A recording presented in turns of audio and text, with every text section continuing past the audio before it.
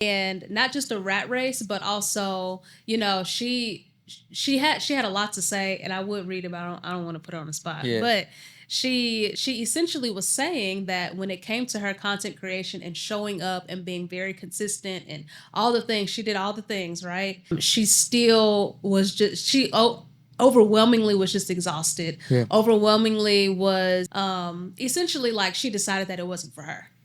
And so one of the things that I thought about, and I will also say this, she also made some, and this is where like I make a lot of content on my personal page about being an introverted content creator. She also made a lot of references to just her personality type and, feeling like she would show up and have to perform and all these things, and it just exhausted her. And one of the questions that I had for her was, did you feel like, because she specifically said she felt like she had to sell authenticity.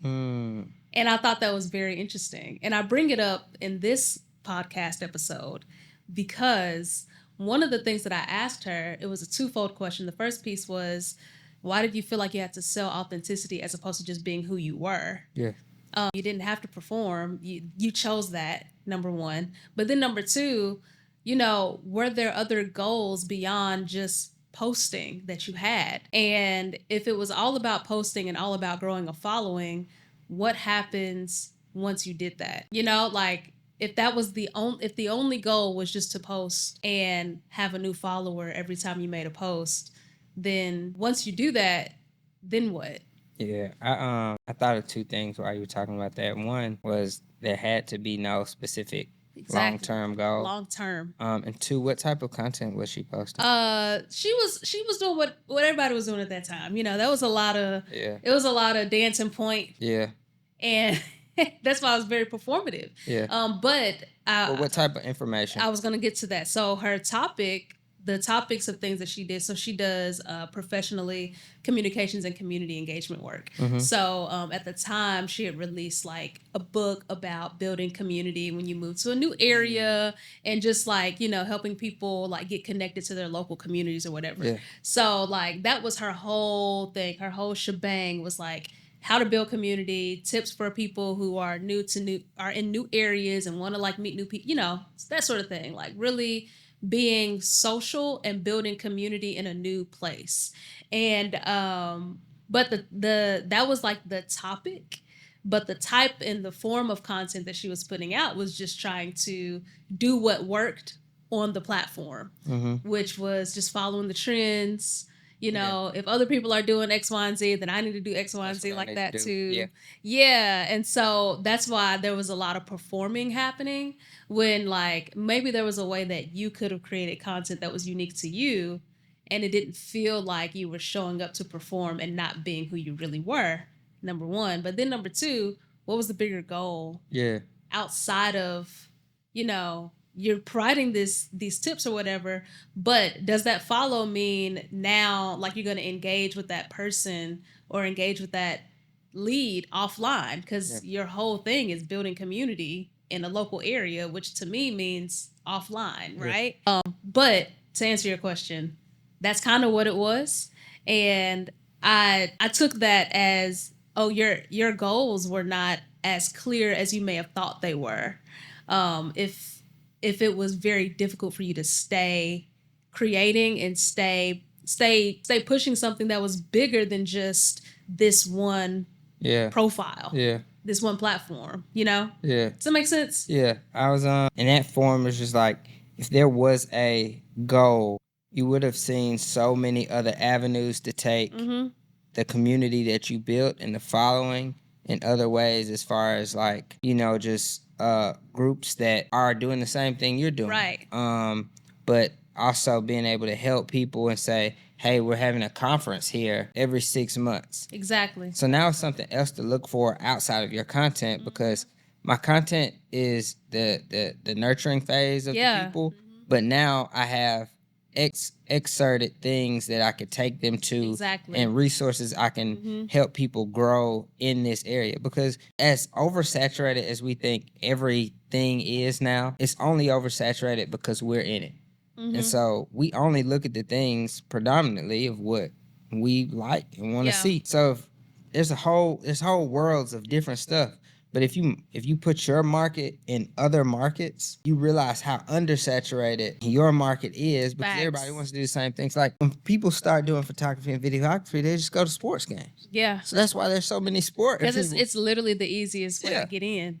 And then after that, it's like, oh, how do I? And the baby shower. Yeah, it's and like the wet, like it's stuff that's repetitively happening, and you could definitely make life and business out of that. But there's so many other avenues to take based on you setting a goal. Yeah, I love that you brought up the part about like you get stuck in the nurturing an audience that you often sometimes, and this is why I think there are a lot of people who don't understand like real content goal setting, is that there are three major areas of content when you're marketing, and this is just marketing. I'm putting on my marketing hat. Yeah.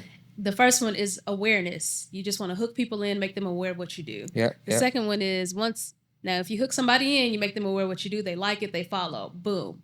The second one is you want to keep creating whatever they liked and followed before. That's the nurturing piece. Yep. A lot of people get stuck there. And you get overwhelmed, and then you get exhausted, and then you burn out. You're no longer consistent. Develop a way for them to become now a customer. A customer, a real part of your community, even if you're not selling anything. Yeah. A real part of your community. So what are you doing now to not just nurture that person and keep them on your page, but what is the next level of engagement for them? Long term. Because now we're talking about conversions. So that doesn't mean buying, but that could be, I'm hosting an event for X, Y, and Z people, and I want to meet y'all in person. Yeah. Let's go from online. Oh, I'm smitten. Let's go from online to meeting and collaborating and building a community in person.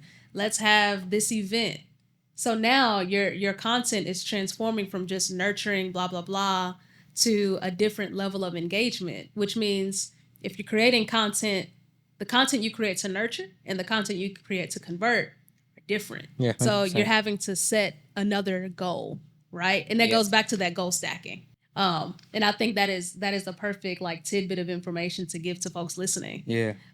When it comes to setting your goal, think about every piece of content. We've established this. Every piece of content needs a goal. Is this just to hook a new audience member in? Is this to nurture the people that already like and follow you? Or is this to convert that person from somebody who just follows you and engages online to whatever that next step of engagement is for you? And I think that is the perfect place to introduce goal setting and content creation. Yeah. Because so like being able to understand how to take the next steps and then move forward is important, because once you build your first level of goals, it needs to be like almost like what's that? Not like a family tree, but what's the like node tree where it just kind of trickles down? It's like a pyramid. Yeah. I'm trying to think of the actual. I don't know what the name of it is. If you know it, put it in the comments. But if you start building it like that, you say, all right, main goal, content creation goal, business goal, and then like some other kind of goal. Yeah. So like sub goals, creation goal, business goal, and then just start building it out from there. All right, these are the platforms I want to focus on. All right, what are proprietary to these platforms that are gonna work? Because what's working on Instagram does not always work on Facebook, even though they're the same company. Yep. That it works different on TikTok. Yep. Snapchat. I already said Facebook. YouTube. Yeah. So like if you said you really gotta not only hone in on your specific niche of work, but hone in on why this works on this platform. Right. And then say, all right, I'm gonna make content this way because it works here, but this is what I'm doing. It's different than anybody else is doing. Yep.